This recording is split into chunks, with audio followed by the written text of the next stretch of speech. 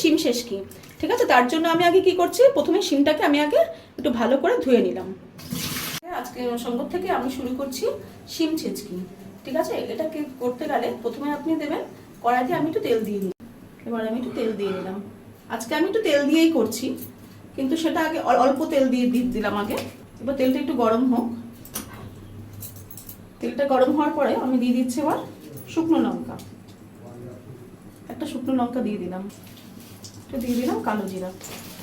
আমি শিমগুলোকে দিয়ে দিচ্ছি।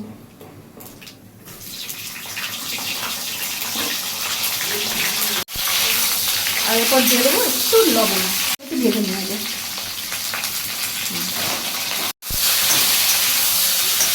শিমগুলো এখন একটু ভাজা হোক, আমি একটু ঢেকে দিচ্ছি।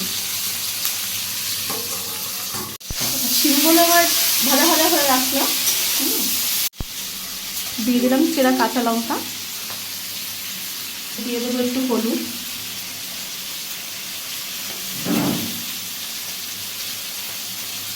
কাশ্মীরি লঙ্কার গুঁড়ো কালারটার জন্য, দিয়ে দেবো আমার আগে থাকতে বাটা ছিল এখানে সাদা সর্ষা, কালো সর্ষা আর তিল বাটা।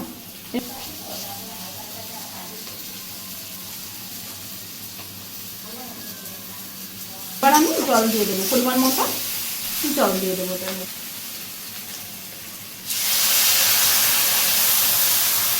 জল দিয়ে দিচ্ছি, আমার শিমটা একটু সিদ্ধ হবে, আমি আর একটু জল দিয়ে দিচ্ছি। আচ্ছা, তরকারিটা আমার এখন অনেকটাই হয়ে এসেছে। এখন আমি একটু মিষ্টি দেবো, সামান্য মিষ্টি, যে যেরকম খায় সে সেরকম অনুযায়ী মিষ্টি দেবেন। আমার তরকারিটা আবার হয়ে গেছে, ঠিক আছে। আমি এবার এটির মধ্যে ধনেপাতা দিয়ে দিচ্ছি, একটু কাঁচা সর্ষের তেল দেবো আমি, তাহলে কি এটা সেন্টটা অন্যরকম হবে একটু। এটা কমপ্লিট। হ্যাঁ, আজকে আমার এই শিম ছেঁচকিটা একদম পুরোপুরি সম্পূর্ণ কমপ্লিট। আচ্ছা বন্ধুরা, আপনারা একদিন বাড়িতে করে দেখবেন এটা কেমন লাগে। পছন্দ হলে অবশ্যই আমাকে লাইক করবেন।